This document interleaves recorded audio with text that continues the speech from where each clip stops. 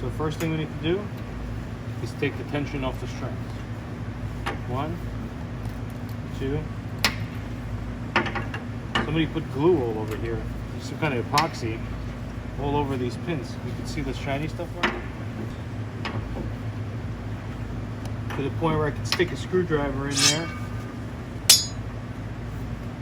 It'll snap back. Takes no prisoners.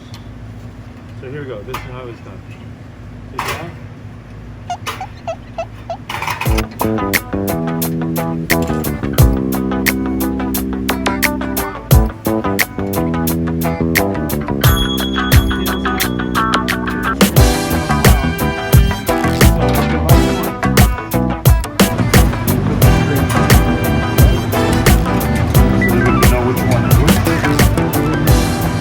Now this has to get drilled out. Look, I need to drill, but the drill I need to center. This will help me get the center. It's called the center punch. Yeah?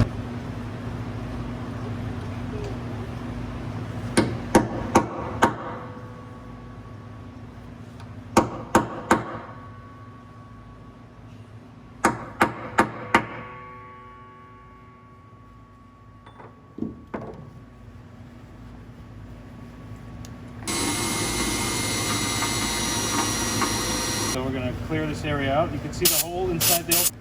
I want you to go exactly on this. Okay, like that. Well, you only get one chance to do it right. That's kind of what's dangerous about it. It's one soft metal inside of another soft metal. So it has to be drilled precisely and then tapped out. So we got the first opening. Actually, this is the second drill bit. The first one was much smaller just to get the point. And then this is the second bit. Now we're going to go for the third bit after that, which is going to be larger. And after that, we're going to do the extractor. This is the special extractor bit. And it digs in deeper and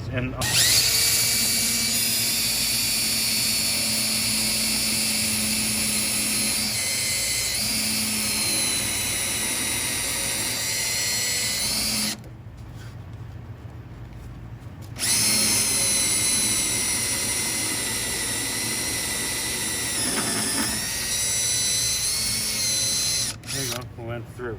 End on it. See? The hole goes all the way through. Okay, at this point, the extractor is still too small to fit in there, see? So we need to drill a hole even bigger. This will be the third bit. I'm going to use a tap of oil.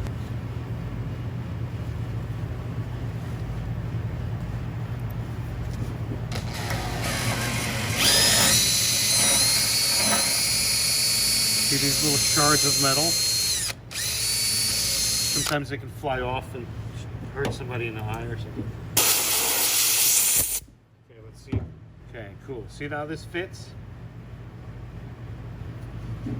So what I'm going to do is I'm going to hammer that down a little bit. And then we're going to make that. That is going to be pretty much our drill bit. Then we're going to lock down on top of this. And then we're going to spin it to the left.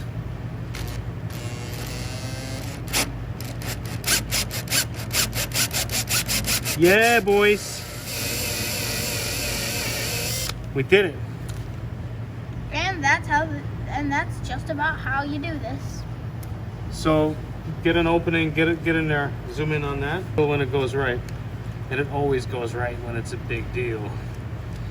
This is done now. Okay, so we're going to try to match this up to another one and see if it fits. There's a few different versions of them. Let's see this one. It looks similar, but the threading looks a little finer on this one. See, it doesn't really want to screw itself in. It's a little too thick. It fits right in. It screws itself in. No force, no pressure necessary. Let's see if it's going to need washers or if it's just going to drive itself in. Ends halfway. That's not really great.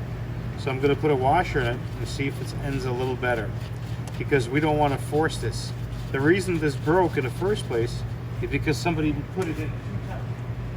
That's why I said it was a Steinway problem, because some guy at the Steinway factory that used to work there in the 1920s was super strong, and he adjusted these things way too many times trying to get them just right, and that's why years later they started to show these cracks.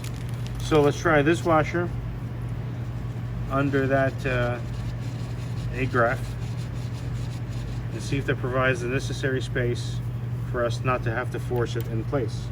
Make sense? Mm-hmm. Maybe one washer, maybe two, sometimes none. I like it better when there's none, but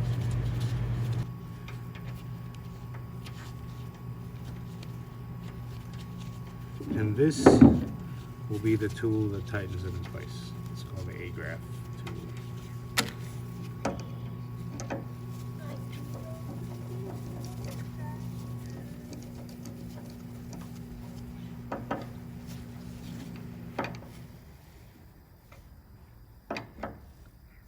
Was that a lot of pressure? Nope.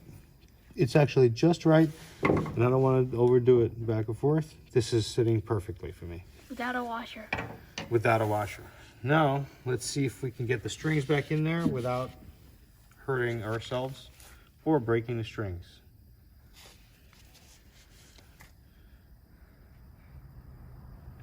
I can't do it.